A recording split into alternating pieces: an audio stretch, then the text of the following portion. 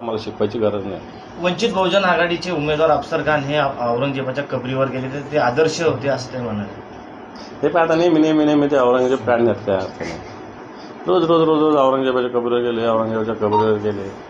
हे काय या म्हणण्याला काय करा, रोज ती काय नुसतंच कोणतरी न्यूज बनवण्यासाठी ते औरंगजेबची कबर करत असतं. नाही पण तुमचं असं म्हणणं आहे का एकदाची ती कबर बंद करण्याचं करून द्या, सगळ्यांना दर्शन घेत करून द्या, काय करायचं ते टुरिस्ट प्लेस आहे आपल्या इथलं.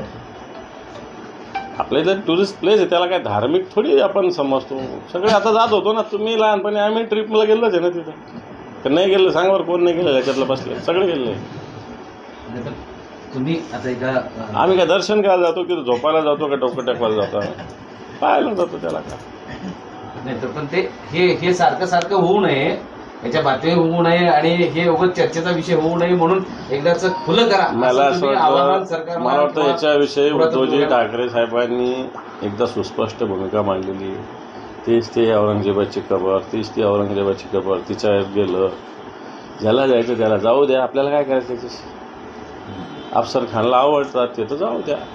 पण आम्ही उद्धवजीनंच या संस्थीमंडळावर सांगितलेलं आहे की आम्हाला जो काश्मीरमध्ये लढणारा औरंगजेब प्रिय आहे, हा संभाजी महाराजाचा छळ करणारा औरंगजेब आम्हाला प्रिय नाही, ही भूमिका आमची आहे.